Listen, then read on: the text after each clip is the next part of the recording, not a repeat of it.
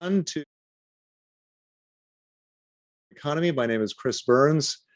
Can Europe strike a balance between flexibility, sustainability, innovation in the platform economy?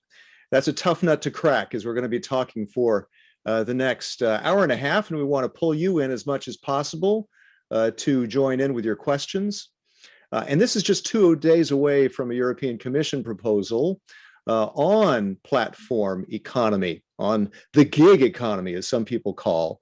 This has brought new opportunities for employment, and the COVID effect has accelerated this digitalization of the working world.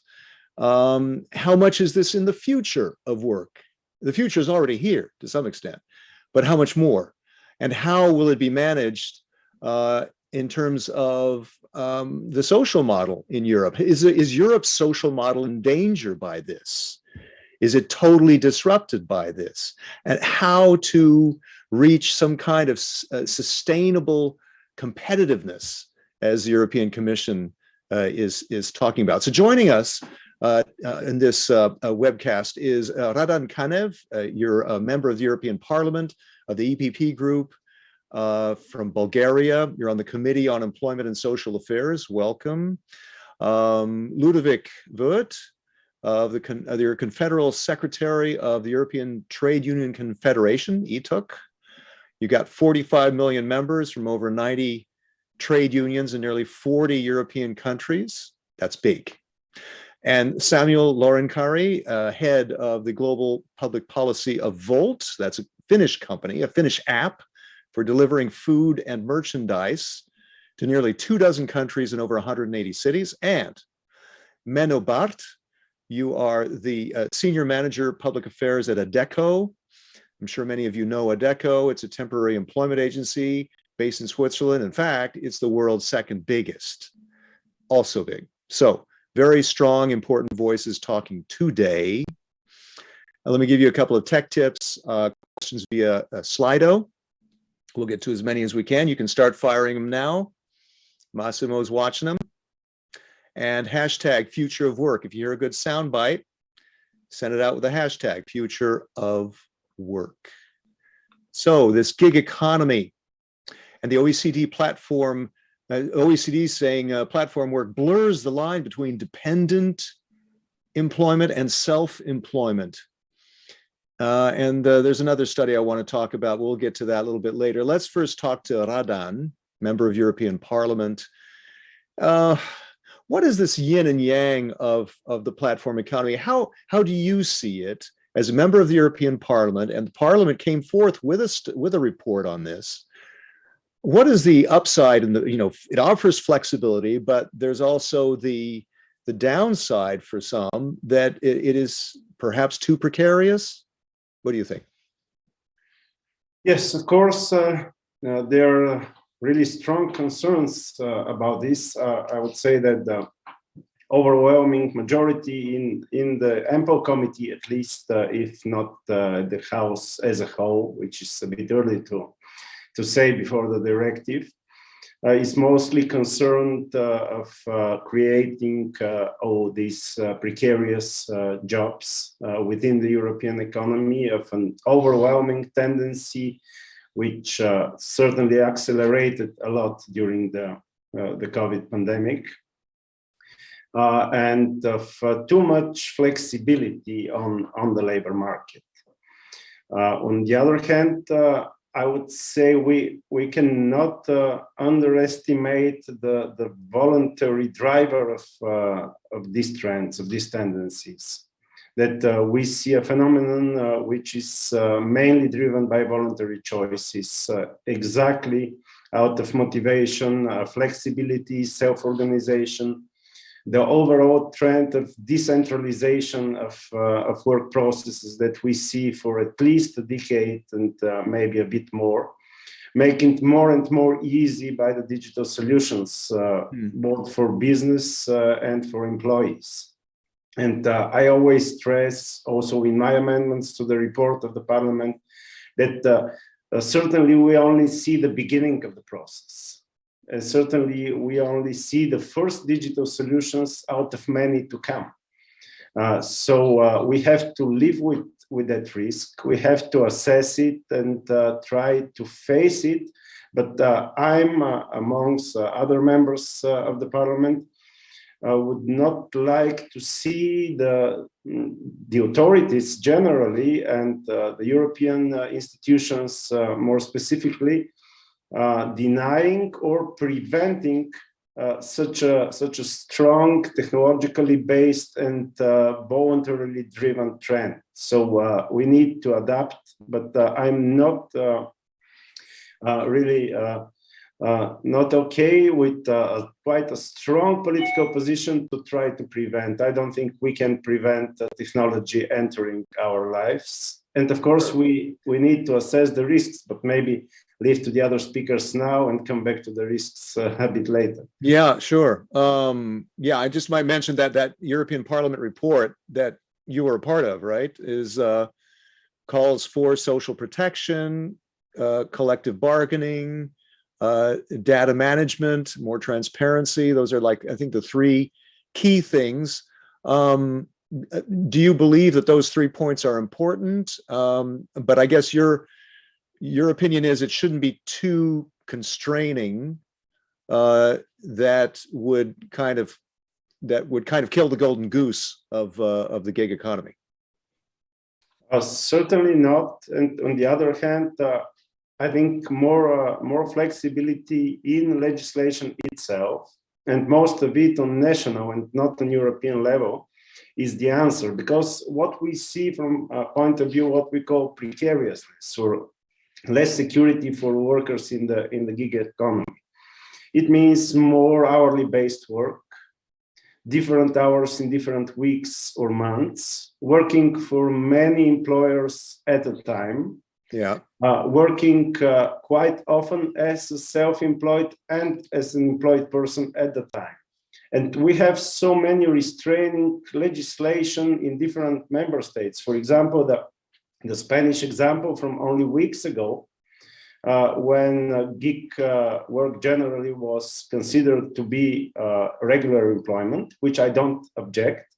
But then we have the limitation to work for maximum of 2 employers. So people working for 5, 6, 7 platforms and earning quite a decent wage at the end of the month now are limited to only 2 platforms, and usually they cannot fill their desired working time, right, nor even a full working time at all. Right. So you're worried about overregulation in that sense. Then let me move on to Ludovic at the European Trade Union Confederation. Ludovic, what is ETUC's position on this? Obviously, ETUC, the Confederation would probably like to see these jobs regularized, right? So that they have the labor rights that they're entitled to. What do you think?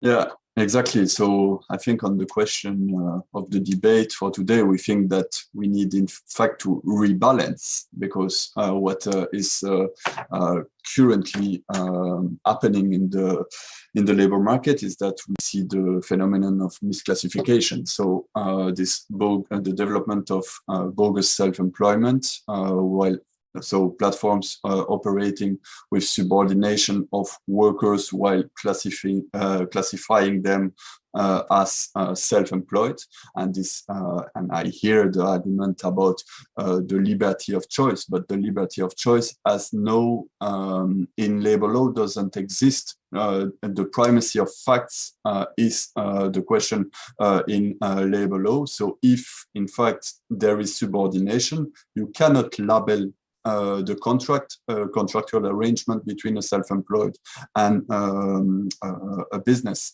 So this question is a question of if there is misclassification or not, and this is where we need to, in our opinion, whistle the end of the playground, where for years platforms have been able to exploit the loopholes, not paying social security, not paying taxes, not paying decent working conditions, not paying for the health and safety of their workers, not paying for the rest time, not paying for the waiting time of workers. And so this is something that we need to ensure that if there is subordination, in that case, platforms have to respect the rules that other companies have to respect. So this is also in order to create a level playing field between traditional employers that do respect the rules and new actors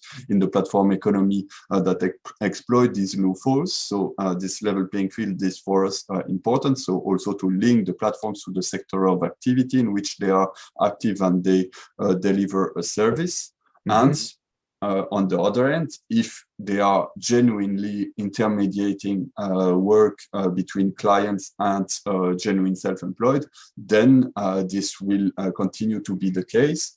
And in fact, the regulation that we think and we hope the Commission will come this week with the presumption of employment relationship and the reversal of the burden of the proof will also protect the genuine self-employed from subordination aspects that the platform can from one day to another due to the algorithm management impose to genuine self-employed. So it's not a position from our side to say that everybody is an employee. The question is, if you are in a subordination, you are an employee. If you are a genuine self-employed, then you can continue to do so. But we have to put rules to platforms to create a sustainable business model for platform economy. Let me come back to that. Let's go to Samuel at Bolt, because you are one of those platform businesses online. How do you respond to what Ludovic said? Is there, how much of a responsibility does a company like yours have when it comes to guaranteeing those social protections? Yeah, no, first, maybe good to note that there are many different types of platforms that all have their own ways of running their business and their also the models of facilitating work through their platforms. As Chris mentioned in the beginning, Volt is a Helsinki-based technology company. We run a restaurant, food, grocery, and retail intermediation and delivery platform in 23 countries. And the way that we have built our business is a little bit different in every market we operate in. So we have, for example, we have two different models of performing deliveries. So in some markets, we operate a self-employed model. And in some markets, we operate a employment model.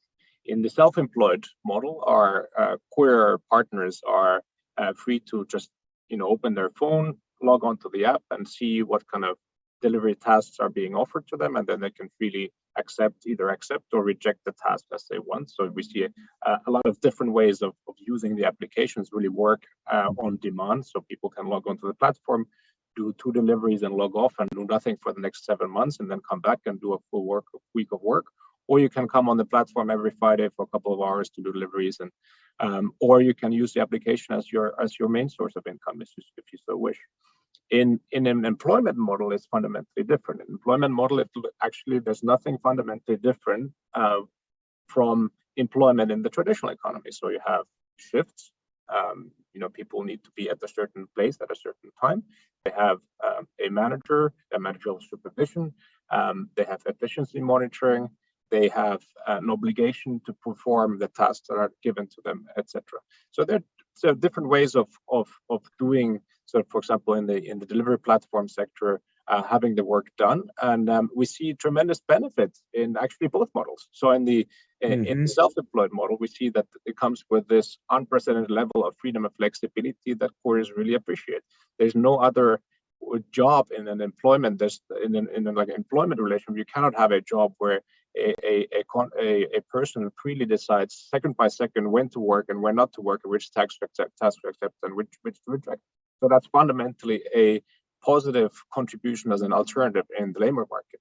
Now, of course, we fully acknowledge that comes with challenges. It doesn't fit neatly into the traditional categorizations in the labor market, nor are the protections that are granted to self-employed on the same level as they are when it comes to employed. So this needs to be fixed. Absolutely, absolutely agree.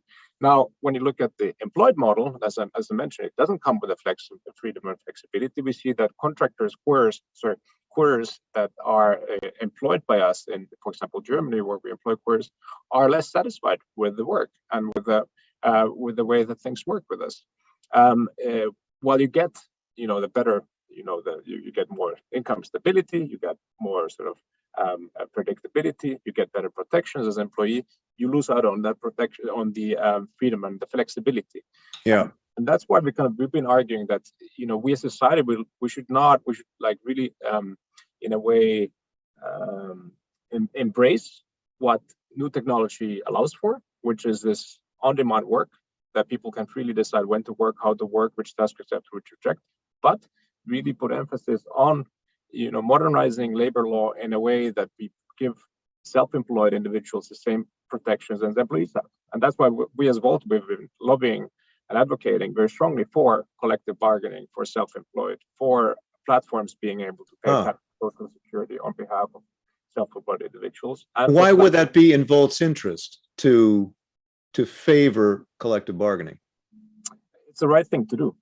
So we see that the same reason why collective bargaining makes sense in an employed work, i.e. that there's an unbalanced bargaining power between a platform or a company and an individual performing the work. It's the same scenario in the context between a platform and a self-employed individual. Plus, it would also bring certainty to a business such as ours. Okay, let me move on. Let me move on to Menno, and the flexibility is something that Adecco uses as a way to operate. I mean, it's all flexible. It's temporary work. What is your opinion of that? The idea of having more regular employment as opposed to this precariousness, or how do you see that? Well, thanks, Chris, and I want to connect to a few of the things that have been said so far. First of all, the term level playing field was used by Ludovic, and I think we fully subscribe to that. We do see that indeed some companies are using or abusing a self-employed model, but actually they are using bogus self-employment, and they are de facto just an unfair competition from agencies like ours that offer agency work, which is a tripartite employment relationship. However, I think on the other hand that the debate around platform work has been dominated by oversimplifications, and I think that's really been to the detriment of the quality of the discussion. In my view, the fact that something is intermediated via a platform or not does not fundamentally alter the quality of that relationship, right? So whether it's via a platform doesn't mean automatically that there is precarity or not. We see plenty of vulnerable self-employed or bogus self-employed people who might not be platform workers, but who are simply self-employed. And we also see plenty of people who are within the definition of what platform work actually is. They are intermediated via an online app, but they're not even self-employed. They are employed by an agency like ours, and they have good access to social protection.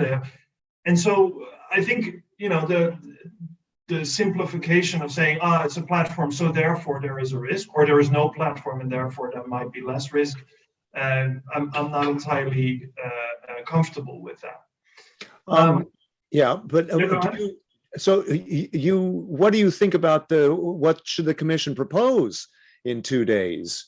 How far should they go to regulate this to ensure more social protections and so that we can maintain our European way of life?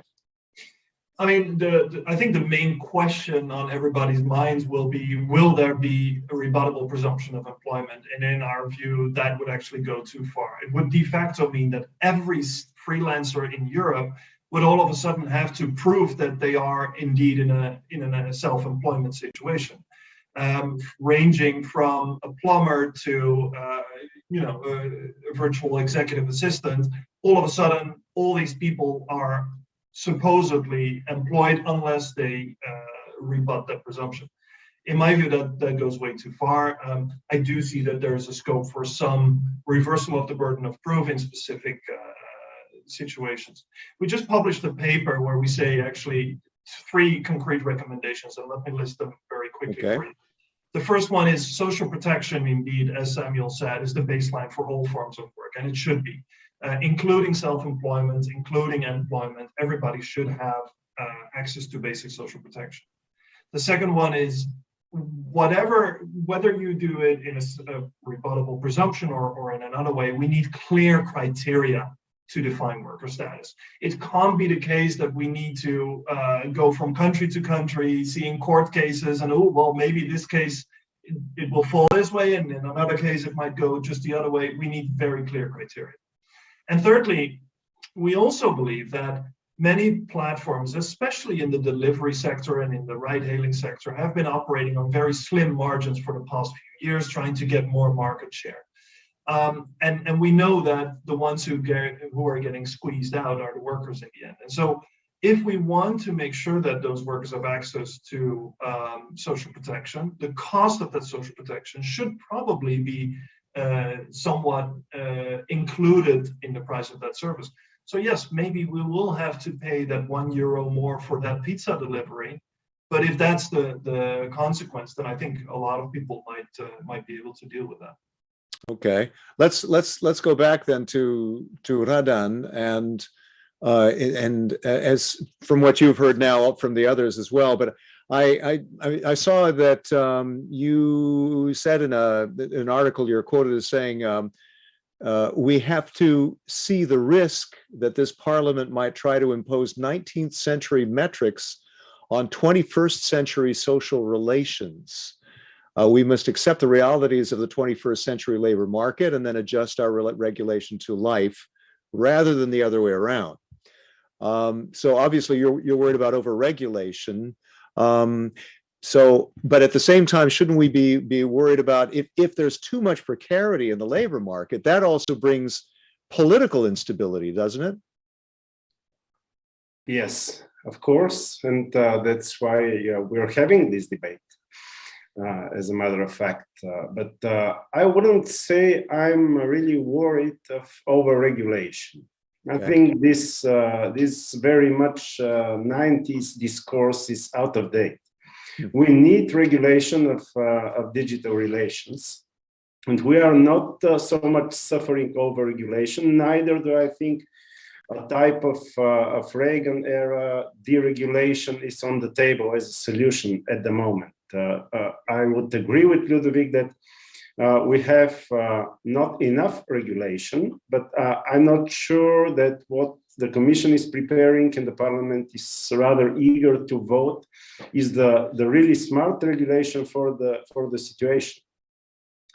Because it really sounds to me very much like imposing a general labor code which is rather out of date for the social relations of today over the most modern types of labor relations. And I don't object the idea that if someone is in subordination situation, he has to be considered employed. Of course he has, and that's what almost every labor law in Europe says. And I don't know a country in Europe, a member state, where you cannot prove the fact of labor relations when they exist. Certainly in Bulgaria, that's valid from the 80s on. And there was always this option. By the way, I don't really object to the notion of presumption.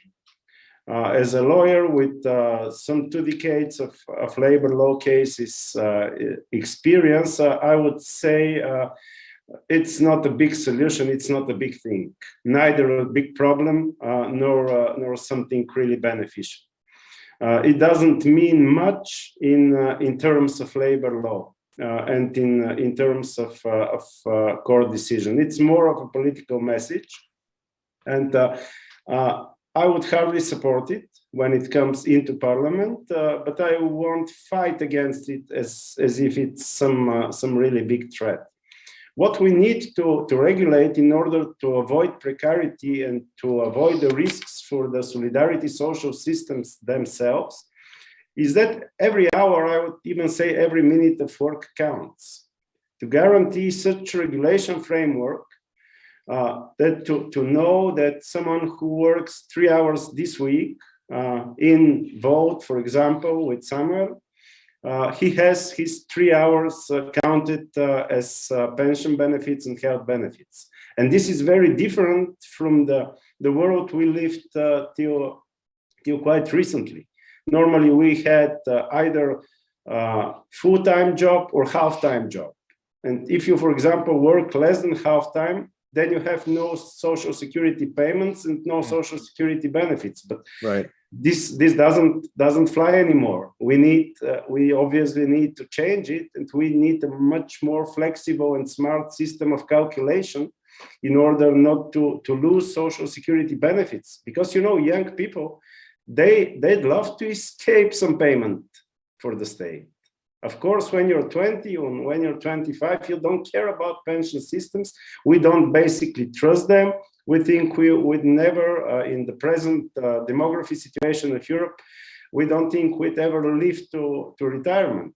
But the fact is that already 2 generations who thought that way lived well to retirement, and they see smaller pensions that they're. So you're saying it's up to the individual to be more responsible about that. No, I think the state, the member state needs to be more responsible and to guarantee that small working hours are always calculated, that no one escapes the social security system, either voluntarily or not voluntarily, neither employer nor employee, that everyone pays his fair share and everyone receives his fair share in 30 or so years. Yeah, I know that if you're working as an independent in Belgium, you have to pay into the social security system. You have no choice about that. Ludovic, here's a first question from got lots of questions coming in through Slido, and one of them is, what aspects of platform work require the most EU level action in your opinion? What's a priority here? What instrument would best improve them? Ludovic. So I would say that at EU level, we clearly need a EU directive, because it's we are facing in a lot of cases multinationals. We are facing in a lot of cases also platforms that can operate in a country with workers operating in another one. So there is clearly a cross national dimension. So this is something that we have to tackle. So what I was saying before is what we need at EU level is to solve the question of the employment relationship, to also provide the rights for workers on the question of the algorithm management, because this is also affecting their working conditions. So it's important that they can access it and negotiate with the platforms on how it works, to come back on different elements on the employment relationship. We are for the presumption of employment relationship. We don't think it's overburdened, because the starting point we have behind that is not that every digital platform it's not because you work in a platform that there's vulnerability, but it's every digital labor platform has the possibility to become an employer because of the algorithm management tool. So there is a choice. This is a choice that at one moment, one platform can do. I have sufficient clients on one hand. I have sufficient workers on the other hand. I can match this service and organize it strongly through subordination. So this choice is in the hand of the employer in that case. And this means that the responsibility to they should bear the responsibility of the subordination with the employment contract unless they can rebut it and prove that it's different.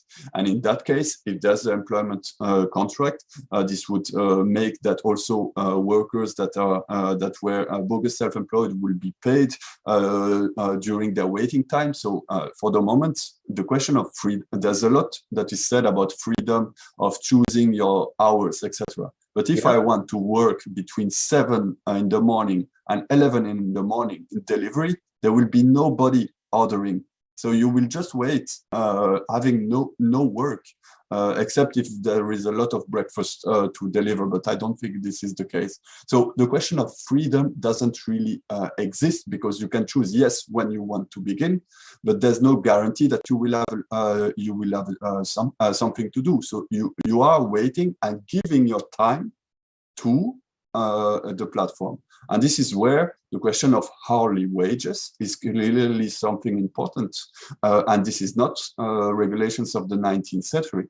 It's the regulation of the 20th century, exactly not to go back to the non-regulation of the 19th century that we had, because on-demand work existed before. This is what we see that is coming back, and we need to ensure that the level playing field and the improving of working condition of workers.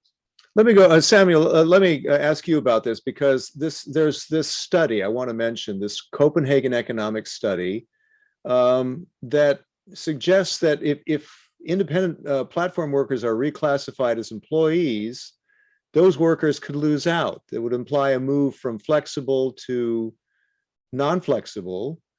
That study says that on average, that would mean a loss of 20% of the income of these formerly independent workers, if they're sort of if they're forced into a schedule and regularized. I should mention that study is commissioned by the Delivery Platforms Europe on behalf of a number of countries, including yours, companies, including yours. But what can you make that argument for us? And from what you see from the perspective of Volt, how many of your independent workers benefit from that at the moment, and that maybe they might risk losing that advantage? What do you think? Yeah, a quick question. I have to talk on that. So the background to the study is that sort of we obviously, as any other sector, we also exchange with other platforms, and when it comes to the external policy environment and platform work, we've noticed that we don't necessarily recognize the picture that is drawn and some elements of the discussion about the platform work models that we're operating. So each individual platform regularly talks to their self-employed contracting partners and the communities, carries out surveys, has dialogues, etc. And for example, what we at Volt see is we see constantly a consistent. Froze on me. Are you still with us? Okay, go ahead. I'm here. Yeah. So we see in the surveys we run with our queer communities every 3 months, we see consistently very high levels of satisfaction with the work. We see very high levels of satisfaction with the compensation, and we see very high levels of satisfaction with the freedom and flexibility that type of work we facilitate provides for. But what has so far been missing is kind of sectoral, across sector and pan-European research on what is it that platform workers, especially in the delivery sector, think about their work, think about their compensation, think about the freedom and flexibility they're having. And while I'm a little bit maybe disappointed also that Ethics says that it doesn't matter what people think, law is a law. In a way, as I agree, law needs to be applied and interpreted. But in this discussion, which is extremely political, it should also matter what the people that do the work think. And yet again, I mean, the results are very much in line with what every single platform has heard from their partners before. So the couriers really appreciate the freedom and flexibility that the model provides for. And what I think is the key figure out of this research is that 250,000 people in Europe would stop performing deliveries on platforms if they were to be forced into rigid employment. So this is not a figure that comes out of any choices of platforms or modeling on sort of what the dynamic impacts of forced employment would look like. This was based on people's individual choices. If they would no longer be able to freely decide when to work, how to work, which tasks to accept, etc., they would stop. 250,000 people would stop working on platforms, and I think that is something that cannot be ignored. Where did you get that figure? Where is that from? Is that from that study or where? That is from the Copenhagen economics. From the Copenhagen study. And Menno, would you like to pipe in on that? Do you agree with that study, or what do you think? Well, I'm not an expert on that particular study, but I do think that we need to, I mean, to go back to Ludovic's example, between doing the same task in an employment or a self-employment model, it's not just a matter of flicking a switch. It's a matter of changing the whole model around this, and also, for example, where the risk lies of the risk of doing business to some degree. Yes, a worker might want to work between 7 and 11 a.m. But if the risk were up to the platform and they need to decide whether they want to put out a shift for a worker during those hours, the platform might simply decide, okay, we're not going to hire a worker for those hours.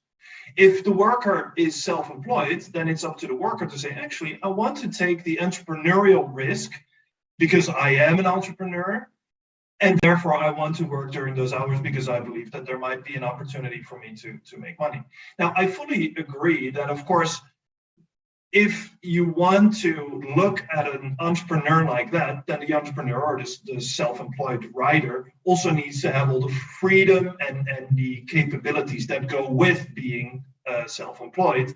And we also need to make sure that those workers are then not left in a too vulnerable situation. So indeed, buying into social protection would be a very good place to start.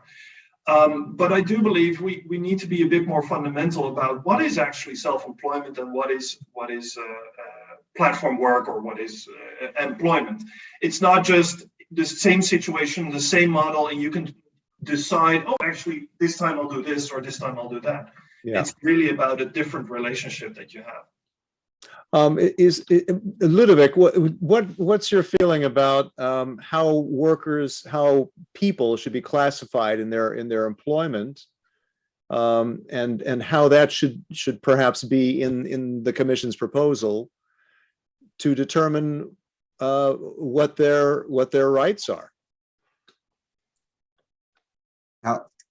We are in favor of the rebuttable presumption. So I think here it's important to say that by saying that you have to, what we are saying is that we have to respect what is employment and we have to respect what is self-employment.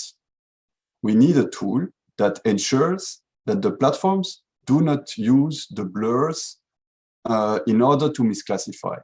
So I think the only platforms that can be afraid of the rebuttable presumption is those who are already cheating with subordination, that are organizing the work and taking the subordination over the workers. If you are not doing that, and that you are respecting the national rules in terms of self-employment and employment relationship, you should not be afraid of any reclassification. And this is where I say also the rebuttable presumption will not ask from every single self-employed to go to court and say, I want to be reclassified as self-employed. It will be, the rebuttable presumption applies to a platform. So it means that by the rebuttable presumption, we say this either it's an employment relationship, either it's a self-employment, but working through this platform, in fact, means self-employment or employment relationship. And it doesn't mean that the plumber, it means if the plumber works with this platform, then if it's real intermediation, he will stay self-employed. But that's where also I disagree on the question of and taking the entrepreneurial risk of working at 9 o'clock if you work in delivery platform. You can take the risk, you will have no job, there will not be any task to do. So you can take the risk. This doesn't change anything. And this is exactly the same case for workers in restaurant, in the traditional economy, because they are already hired on the moment where they are clients. And so this does not impeach to have an employment relationship. So when we bring the question about flexibility, and are the workers willing the flexibility? Yes, of course, workers want the flexibility, but I don't understand why platforms is saying it's impossible to have flexibility in the employment relationship. Every single day, trade unions bargain collective bargaining agreement with traditional companies. And this allows for the flexibility to be organized in a collective manner, not on the individual manner, with putting the burden on the worker to choose the entrepreneurial risk. So flexibility is not impossible. It's just that we have to put rules. And we see that with some platforms, for example, in delivery, that are for the moment proposing the employment relationship, this flexibility still exists. Of course, you have to be able to make shift, to organize the shift, but still exist. Take Just Eat, and I'm not praising Just Eat for what they do, but there are models where you see that it's possible to organize. Of course, it can stay precarious conditions, etc. So still things to improve also in those who have the employment relationship, but flexibility is not something impossible in the employment relationship. I have a question, another question. I have many of them, but I want to get to a few of them if I can here. One is from Michael Freitag, how to address the diversity of online platforms, those offering on a self-employment model and those employing people as workers, how to maintain that diversity. Radan, perhaps, would you like to comment on that?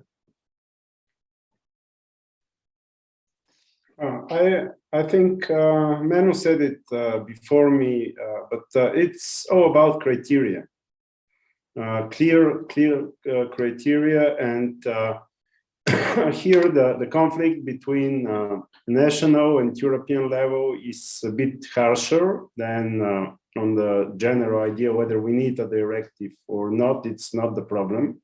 Problem is how abstract and how concrete the directive should be when it comes to criteria, because national labor legislation and national traditions in employment are quite different. So criteria might also vary in order to be effective. And once again, I say it's not about presumption or not. It's about the criteria integrated within the presumption. And they should be rather abstract on European level as well, so allowing quite a variety of national solutions and also of corporate solutions, because the question was about the platform. So within the criteria, which need to be rather clear and comprehensible for everyone, each platform might use both models. And yes, for example, Samuel said they use both models in different countries. I think that some might choose to use both models within the same country. Of course, it's more to do, more paperwork for HRs and for everyone and management in the company, but it's fully possible to have both models in the same platform, even for the same type of work, but different form of performing it. Mm-hmm. Yeah, that's what Samuel. That's what you were talking about, right? That flexibility in different employment markets, you adapt accordingly, right? How could the Commission's proposal reflect that? What would you like to see in the Commission's proposal as far as that goes? I think first of all, it makes a lot of sense that this is being addressed at EU level. So we've been for years calling for platform work-specific legislation. And I think one of the few things that everyone in this debate agrees on is that we need clarity. And we've also sort of been cautiously positive about the Commission putting in place a presumption of employment, which could actually be beneficial if done right, if it indeed and also at the same time ensures that those who are generally self-employed can continue operate as self-employed and enjoy the freedoms and flexibilities that come with the self-employment. And what is critical here is that you get the conditions that trigger the self-employment right.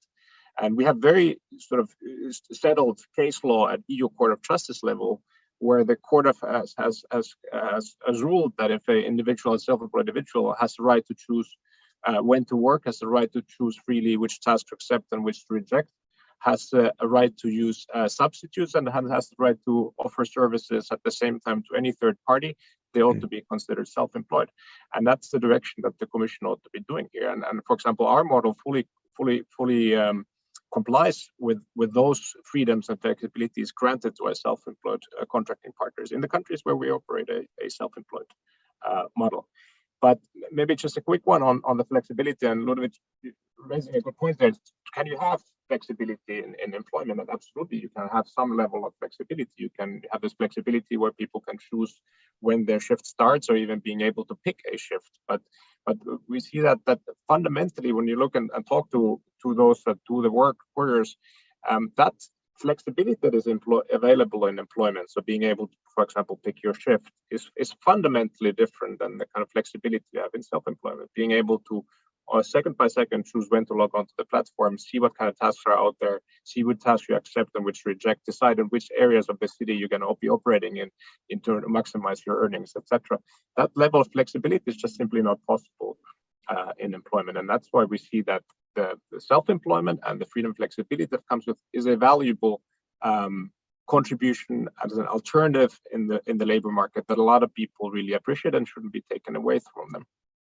Okay, I have another question here, if I can move on. You had one more point to make? Okay, go ahead. One more point, because I see this being raised in the conversation quite often, also by Ludwig, but also by the Commission, that this emphasis on intermediation. So also here, there are different kind of platforms with different type of business models. There are platforms that intermediate between a customer and the worker, and there are platforms that intermediate between a customer, merchant, and then go and buy the delivery service from the market, see who wants to do it, and then sell it onwards. And that's our market is the latter. So our courier partners are not contracting parties with the merchants, they're not contracting parties with the customers, they're contracting partners with Volt. So Volt pays the courier partners.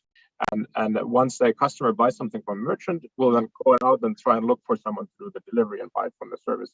So that's why also make sure it's important to kind of like, when looking at the criteria, defining how different models work and what are the trigger points for any kind of legal presumption putting law, it ought to look into different kind of platform models. And currently we're too much focused on certain platform models without looking at the overall impact on platforms, and of course also on the people that provide those services. Okay, let me raise another issue here. Another question here is, what in your opinion are the main challenges with regards to improving platform work? And I might just mention that aspect about data, about the algorithms, because I know there's a dispute between Uber drivers in France who are disputing how Uber is using their data about them. How big of a challenge is that, and how should the Commission deal with that? I know that issue is very much disputed right now. They're protesting against Uber. Who would like to answer that? Who's interested in that? I can stab at that, and if you'll allow me, also make one comment going back to the topic of flexibility in employment. I mean, at the Adecco Group, we've been offering flexibility in employment literally for decades. Often with lots of criticism from local labor unions who actually do not like the fact that there is flexibility within employment. And now we see a shift in that debate, seeing, oh, wait a second, if there's an even more flexible model, maybe that flexibility that you offer might not be so bad after all, because it is so well protected. But I also agree with Samuel.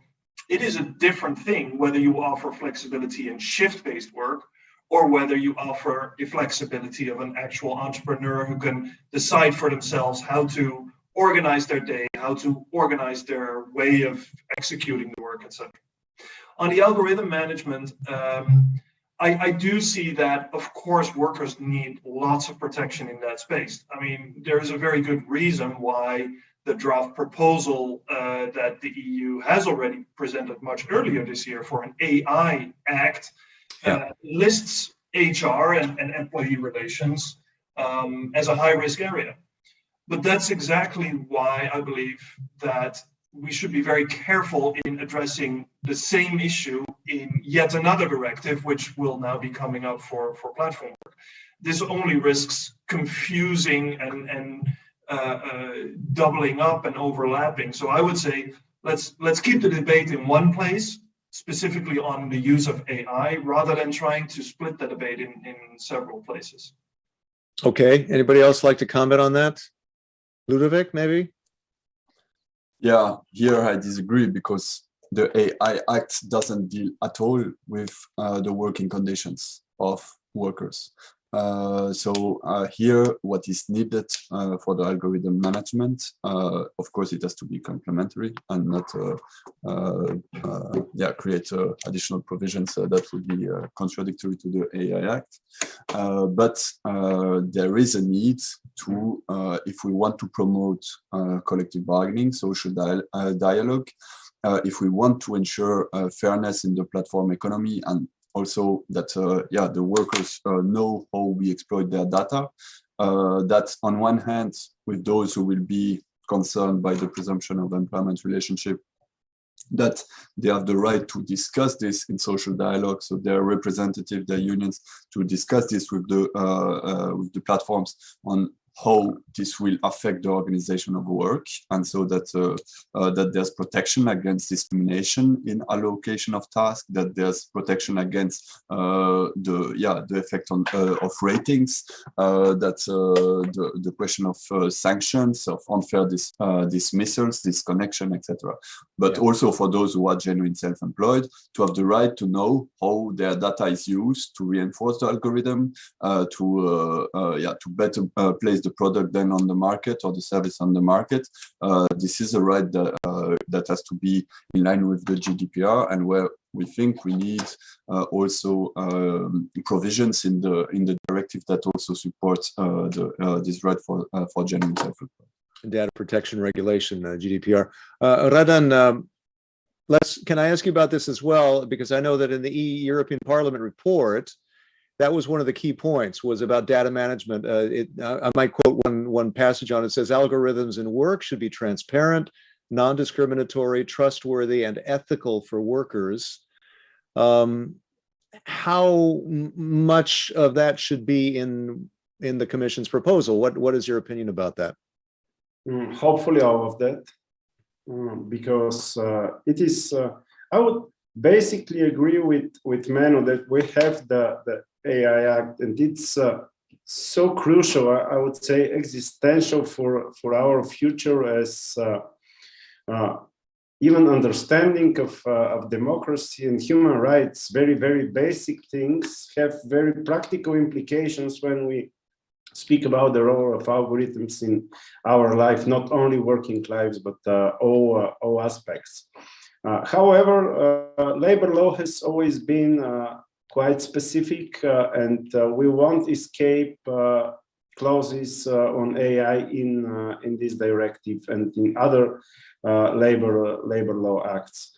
And I hope that the voice of the Parliament in this own initiative report will be well heard by the Commission. As you see, for many things, I'm more on the liberal side, I would say, even kind of right wing within the socially trending Campbell Committee in the European Parliament. But here, I think it's really about human values, and we have to be very, very cautious in the years to come, and very, I would say, wisely and diligently regulating the role of artificial intelligence in our life generally. It's once again something we cannot stop, but we need to regulate with great caution.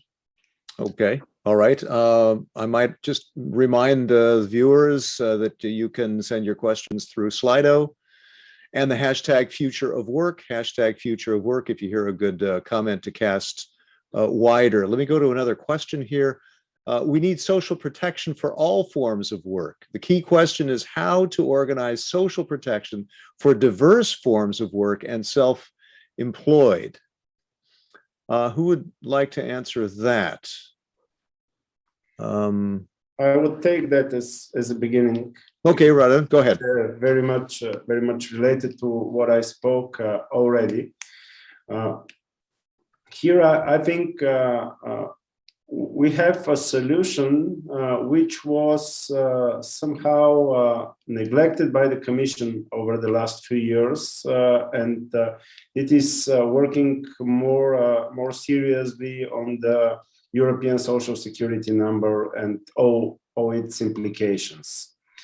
Because what we have now as Commission initiative for the what they replaced the idea of the Social Security number with a kind of Social Security pass, which is more of our iPhone wallet containing different documents, but in digital form. The initial idea of ESSN is not that, it's the idea of ultimate portability of rights. And I think that's where we're heading, and that should be our goal. As I said, every minute work should count, both for taxation, social security, health, and social benefit reasons. This is the solution. And I see the Commission a bit afraid of working on that. And it is more important than other issues that we discuss. Okay, would anyone else like to add to that? Chris, because I think yes, please. You're absolutely right, Mr. Garnett, that indeed it's about making sure that rights are portable. But as you've also remarked before, it also starts with everybody needs to contribute first. And I'm not entirely sure whether there's one single European solution on how that should happen, because labor markets are so different, social protection systems are so different. And so in a French or Belgian system that might look like an obligation on all self-employed, in another country it might look slightly different. But I do believe that there's that contribution element. There's another element, however, which is that of threshold. What we see sometimes in our industry, but I'm sure it also happens to other workers, is people who have actually built up social protection rights, but then because they haven't worked X amount of hours, are not able to administratively access those rights. And so that's another thing I would argue for, which is let's make sure that we also make sure that the access is then not only theoretical, but actually practical for all workers. Okay, next question, unless somebody has, Ludovic, go ahead, please. Yeah, quickly on social protection, we are for universal access to social protection. So I think on that point, there's two elements. We need, there's the European Pillar of Social Rights, and we need also the member states to concretely implement it and reinforce the access also to social protection for self-employed. And then the second point is that it's not, social protection should not be developed by platforms.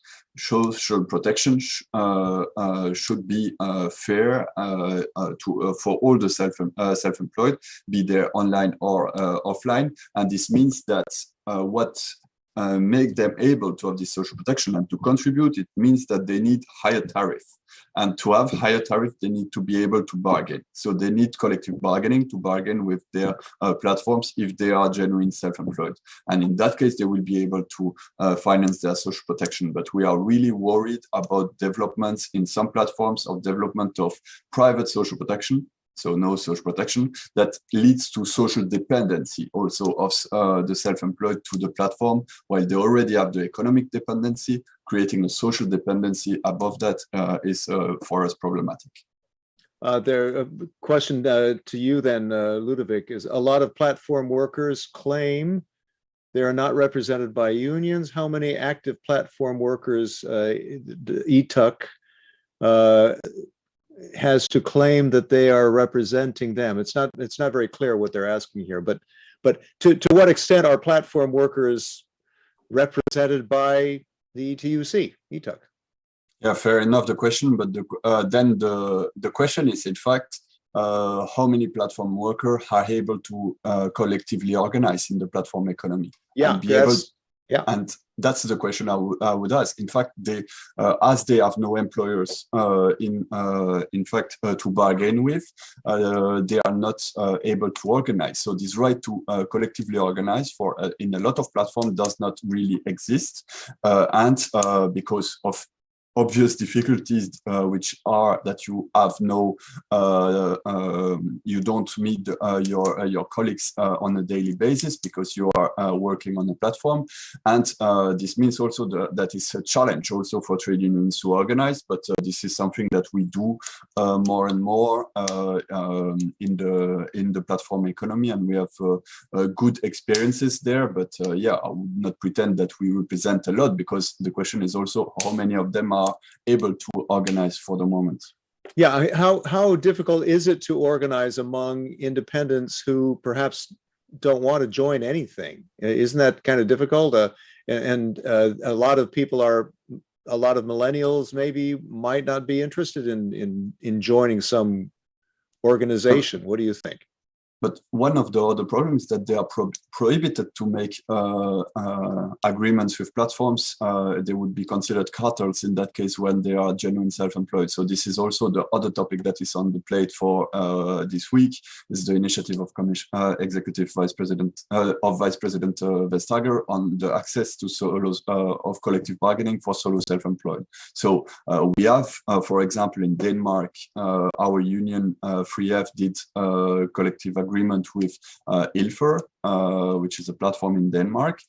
This was then cancelled by the national competition authorities because it was considered as cartels. But workers are not cartels, you know. Workers, solo self-employed, they have to be able to bargain their wage.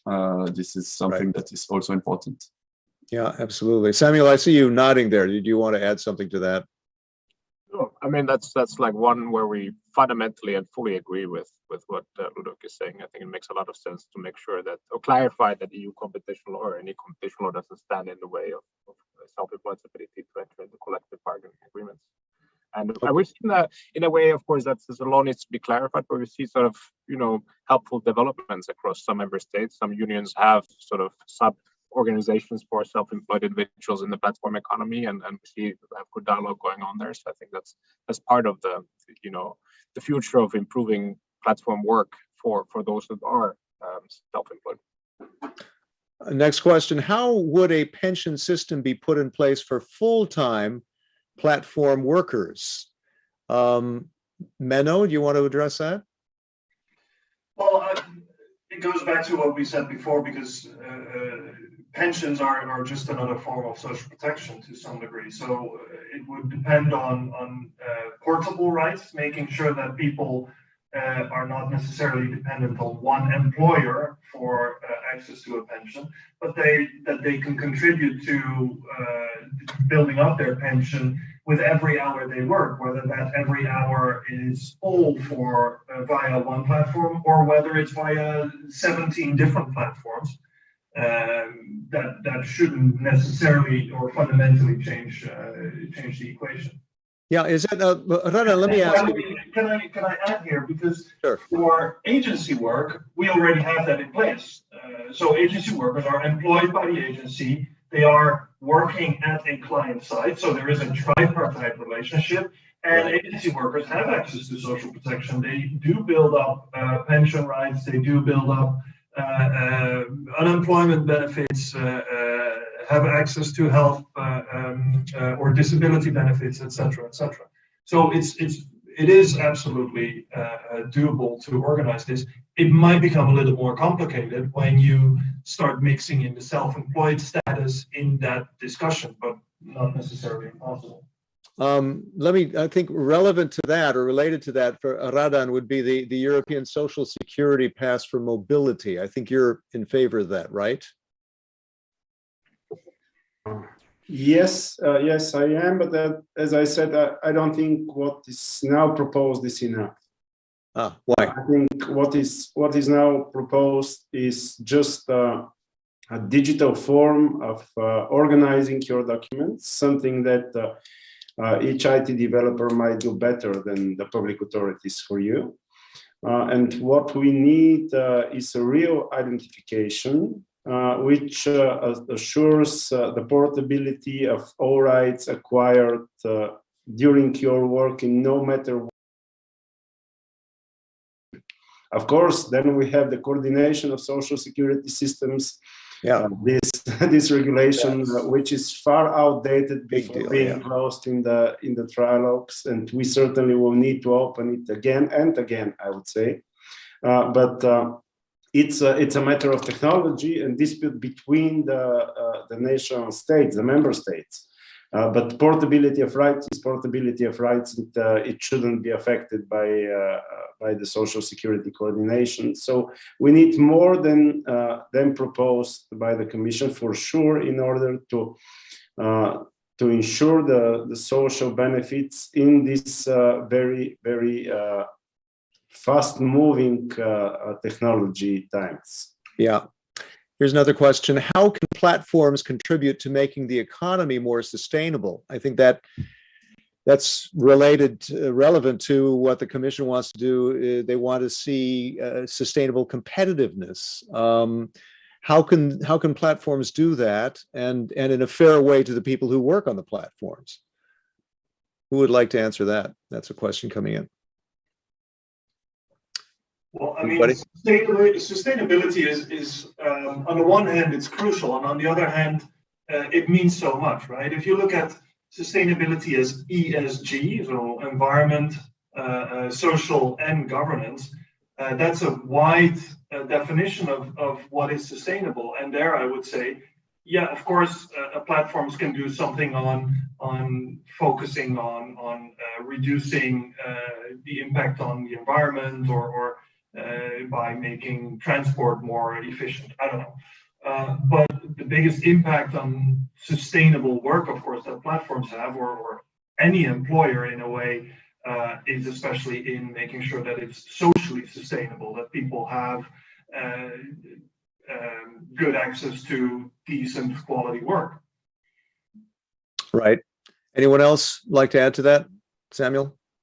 Yeah, I think especially now, I suppose now, more relevant for conversations focused on social sustainability. I think we really see that Europe has a chance to take global leadership in developing a fair, better form of platform work that, in a way, on the one hand, allows Europe to embrace the full benefit and potential what flexible platform work allows for, but at the same time staying true to the European social model. And that's, I think, that is composed of two things, or a few things. Is one hand, what the Commission aims to do is provide clarity, but then it also preserving through that clarity the freedom and flexibility that platform work can allow for, then coupling that with better protections, collective bargaining for self-employed, with allowing platforms to do more to offer protections to their contracting partners, and allowing platforms to take a role in paying tax and social security on their contractors. And Ludovic, anything to add on that? There's one last point is sure. Back to sort of collective bargaining. I think one of the probably Ludovic has a better sense on what the Commission is currently drafting and working on, but my understanding was that one of the conditions that might be triggering a presumption of employment would be if the platform sets the price of the services that are provided by self-employed on their platforms. And we see that in a way directly in conflict with two things. With one, collective bargaining for self-employed, because if you have a collective bargaining agreement covering self-employed individuals, there's no individual pricing freedom. So that there's direct conflict there, but also there's a risk of a race to the bottom when it comes to compensation. If individual solo self-employed can compete against each other on price, we see prices going down, and that's something that we don't want to see happening. And I think that's what Europe wants to see happening in the platform economy either. Yeah, Ludovic, anything to add there? On sustainability, for us, we link this with decent work. It's important to ensure decent work in the platform economy, and I think there we already tackled the question of level playing fields. The fact that I think we saw in the press a few weeks ago that with this initiative, you could have 4 billion extra revenues for member states all over Europe in terms of fiscal and social contributions. This is also ensuring fairness in the whole economy through ensuring a level playing field, making sure that the platform contributes to the society, and this is in terms of sustainability also something that we have to ensure that our social security systems then are also reinforced, and this then allows also to bring benefits to the workers in terms of social security. So these are concrete answers also in this regard. Okay. Here's another question coming in. We have about another 20 minutes left. If anyone would like to send any more questions via Slido, here's one asking, what would be a key to tackling the problem of false independent workers while ensuring protection to people experiencing difficulties in entering the market? False independent workers? Does somebody understand that? You're nodding, Ludovic. Go ahead. You can take it. Yes, we understand. So bogus self-employment for us is the main thing to tackle here. That there is subordination, but they are the construct of self-employment. So here there's the case law of the Court of Justice. There are different court cases all over Europe, and the question of subordination is recognized also. There are definitions in member states, so we have to build on that. But if there is subordination, for example, the question of price, the question of supervision of work, organization of work. This is not something new in the European debate, but we have to make sure that now it is respected. So because the jurisprudence is clear, but in fact it doesn't change anything. You know, when a platform lose in court, then they have maybe to compensate for the worker with a fine or a sanction, but they don't have to change the business model. While the business model is based on bogus self-employment. So if this is what is recognized by the court, then we have that's why we need the presumption for to reverse this situation and produce a change. Samuel, Menno, I think Menno, you raising your hand. Yeah, go ahead. I want to pick up on something that you just said, Ludovic, because I fully agree with the fact that we already have quite a bit of rules and regulations in place defining what is self-employment or not on a national level anyway. And of course we need better and clearer criteria for that, and I think that would help. But one thing that is probably the biggest will make the biggest difference is when countries actually start implementing and enforcing their own regulation that is already in place. Too often we see that rules and regulations need endless court cases in order to be enforced, rather than a labor inspection which just goes around and actually does its job. We see time and again that labor inspections actually are facing budget cuts and have huge workloads. In our view, it would actually help if we just invest in some enforcement capabilities in order to make sure that we can already hold those accountable. Where, I mean, probably in every country, we already know a few of the bad players, and we just also know that they get away with it every time. Even if there's a court case, then they just start a new business under a new name, and then it's fine, you know? And so within our industry, we've been trying to start up some bipartite initiatives with trade unions to tackle those kinds of issues. But actually, we shouldn't need bipartite initiatives. We should just need a government that actually enforces its own laws. Okay, Samuel, I see you nodding. How much of an experience have you had with that? I think actually, I mean, on the one hand, I agree with that. On the other hand, I think there are laws, and then there's the sort of like the societal and political context in which they're being interpreted, which cause a lot of uncertainty at the moment. So I think a concept such as, you know, whether there's a relationship of subordination or whether there's managerial control are, of course, very sort of large concepts that can be interpreted in many different ways when you look at specifics of a platform work model. Like, the fact that when we buy a service from a subcontractor, and we say that we agree to buy it at this price, is it managerial control or is that a relationship of subordination? When a person has someone coming in to build a fireplace at the home and sort of verifies the quality of the work afterwards, is that an employment relationship because it's the verification of the quality of the work? So these are sort of in the end the interpretation of these concepts happens in a societal context, and that's why I think everyone in the ecosystem benefits from this discussion. That we look at specifically platform-enabled work. We look at the criteria that hint towards employment and the criteria that don't hint towards employment. It passes a democratic process, and we have a specific framework with very crystal clear criteria with fresh democratic legitimacy added to them. And I think that adds as such a really tremendous value. It needs to be done in a way that it doesn't harm first and foremost the individuals that are performing services over platforms, and it doesn't take away the contribution and the innovation as an alternative in the labor market. That is this on-demand, free and flexible work that hasn't existed before, and that's where the key is. And once we have that, then we move on to the next stage, which is how do we make that work better for the self-employed? And I think that's where we see the Commission doing a lot of right things in terms of taking first steps to improve the protections of self-employed in the platform economy as well. Okay, Radar, would you like to add anything to that? I have another question for you. No, I think I can simply agree with the other panelists on this. Okay, all right. In the debate on platform work, here's another one. The focus is always on ride-hailing and delivery platforms.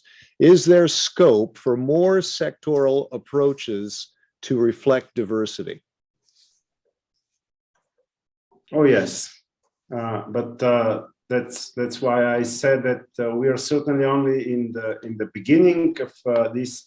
I'd rather use not platform-based, but digital technology-based forms of employment. Because one of the paradoxes that we face lately, and I think is disturbing the public debate, is that platform work is very much focused on the very high end and very low end of the income stratification.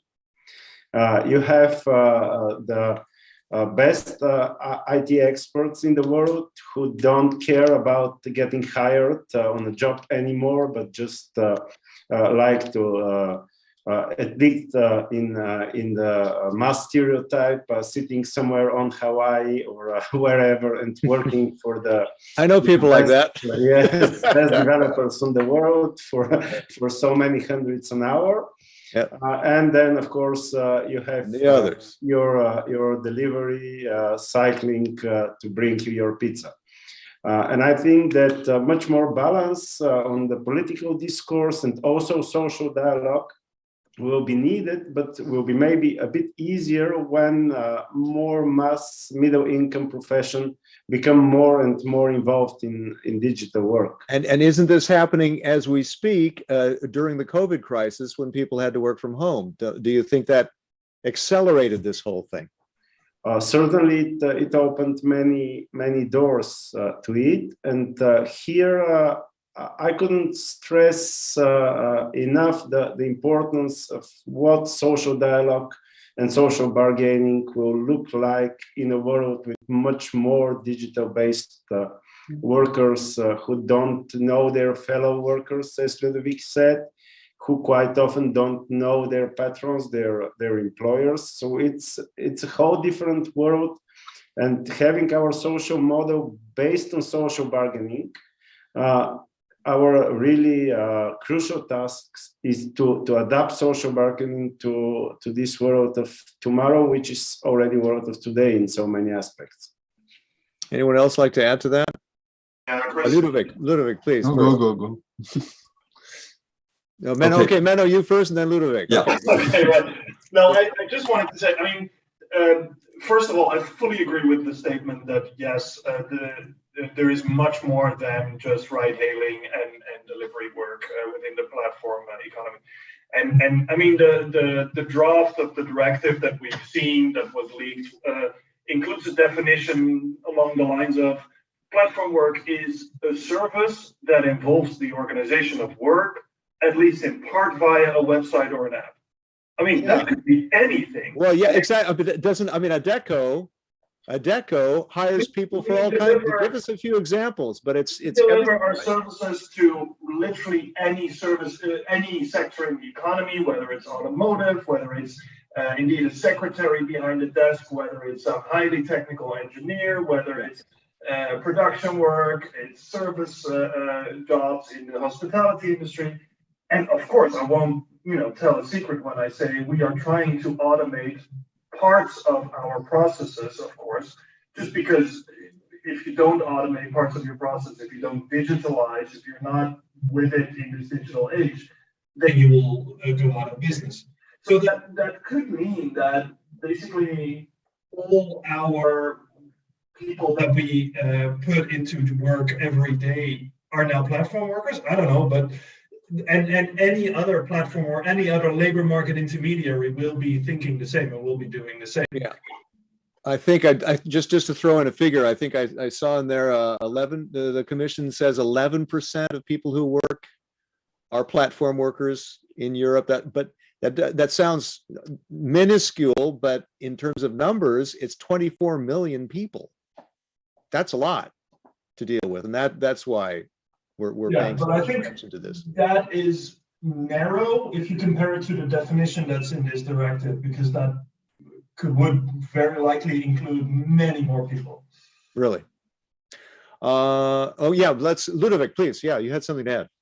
Yeah, and then my question would be, is it a problem if it concerns many more people because it's providing rights to anybody, many more absolutely. people? So no, you're right. Coming back on the diversity in the traditional labor market is already there. What's similar in a restaurant, in the coal industry, in care work. So the diversity already exists in the labor market. So why wouldn't it exist in the platform economy? So the argument about the diversity of business model in the platform economy doesn't change anything about the thing of having to set minimum social rights, respect of the rules, etc. Because this is exactly the same argument we can use for the traditional economy. And yeah, indeed, what is an additional point is that, and I would link this, that we need a regulation that is future-proof, because this regulation can only work if it does not only concern those that we already know, but that it concerns also those that will come, the platforms that will come in the that are already coming in the cleaning sector, in the care sector, in the nursing sector, in construction sector. So everything, of course, automation of decision making and or organization of work management is conceivable in a lot of sectors in the near future, really in the near future. So this is why we need this presumption of employment relationship would also send a signal. It would send a signal to there it's not new businesses, because in the case maybe of the delivery services, it's a new service that has been created, etc. And it was not clear from the start what would be subordination or not. But now it's coming to the traditional economy, so it will also be in competition with traditional jobs. So people that are in the employment relationship, and where employers through the platform tool and the algorithm management tool will see the benefits of not paying people when they have no task to give them. And exactly with telework, also you can conceive the same thing. People are at home and we have 2 things for you to do today, and we will pay you 10 euro the task. So why wouldn't it be possible everywhere? So this is why we need a framework that also impeach to go in this race to the bottom. Okay. It's interesting you just mentioned the word future-proof, because that's in the next question here I got. How will the world of work evolve?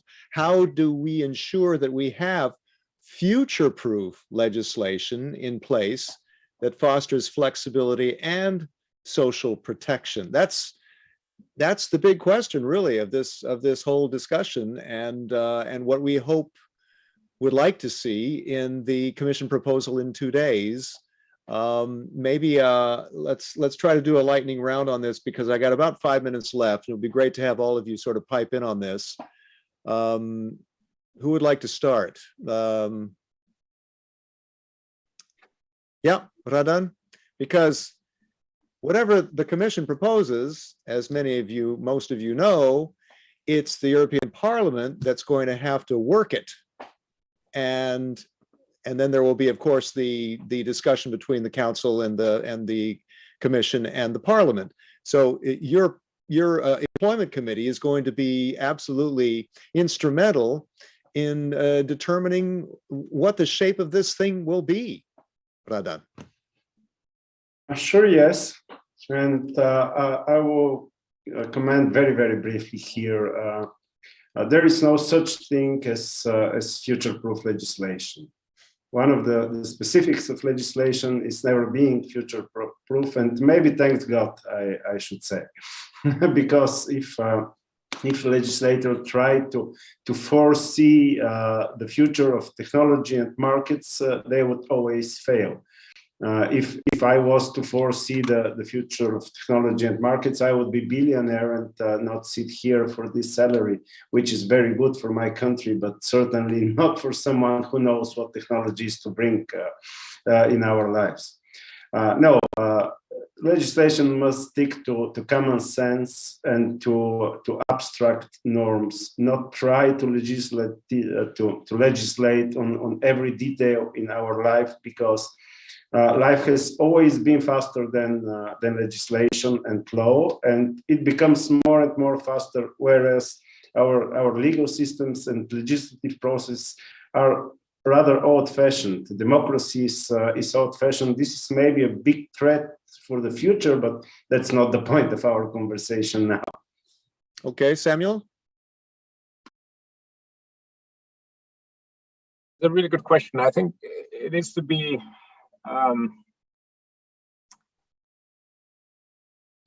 so future-proof in the sense of forward-looking and progressive. And I think what is key here is that when we have concerns about social protections, and we have concerns about algorithmic management, and we have concerns about health and safety and work environment policies, we don't go the easy way of let's just shove all of this, what we have as potential, into pre-existing frameworks, and then we have these questions solved. But look at a bigger picture. Look at how is technology changing and adding options into the labor market, and how we can make sure that the rules support that transformation. How we can ensure that people have access to the type of work they want to have access to, but at the same time they have access to the social protections. We make sure that people pay their taxes and social security contributions, and we stay true to the European social model that we have here. And I think that's sort of future-proof, that's forward-looking, and that's progressive policy making here. Okay, I guess I'll go to Ludovic now at this point. Future-proof. How future-proof should we make this? Yeah, so I concluded on that point. So yeah, clearly for us, it's future-proof is also the additional element of making a future-proof regulation is that for the moment we are the question of enforcement was raised. So the question is that regulations are for the moment running after the platforms. We need regulations that ensure that it's up to the platforms to prove the situation. That's where we think the reversal of the burden of the proof with the presumption of employment relationship is also future-proof, because in fact, we dare ask the platform to prove the situation, and we do not wait long complaint procedures of workers who have to go to court. Then even if they win, it doesn't work. Then there is an appeal, and then it takes years. You have seen in different cases how many years it has taken for no change in the business model at the end, even if the jurisprudence was clear.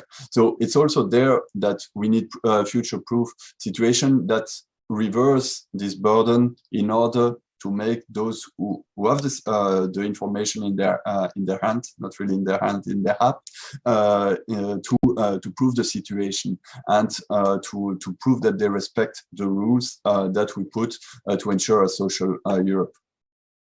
Okay, Menno, maybe a final word. Is it an oxymoron to have flexibility and social protection in what the Commission is going to propose in 2 days? What do you think? Well, I think flexibility and social protection go hand in hand and can be very easily organized. But in my view, the way to achieve that is not by regulating a specific intermediator like a platform, but to actually try and regulate employment or self-employment, by trying to focus so much on that one subsegment, as Ludovic said, the regulation is running behind the platforms. As long as you keep it technology neutral and just say everybody who is in a self-employed relationship needs these protections, or everybody who is in a self-employed relationship needs to do these certain criteria, and then we know if they are self-employed or not, then I think you would be much more future-proof indeed. So whether something is digital or not should no longer be the discerning factor, because it won't be long before everything has some digital component. Yeah, digital is the name of the game. Thank you very much to all of you, to Radan, Ludovic, to Samuel, to Menno, and to Pub Affairs for organizing this event. And Massimo, thanks very much for sending me the questions. There were so many we had, we got to as many as we could. And if you heard a good soundbite during this discussion, please do send it out on the social networks, #future of work. I'm Chris Burns. See you next time. Thanks a lot for watching.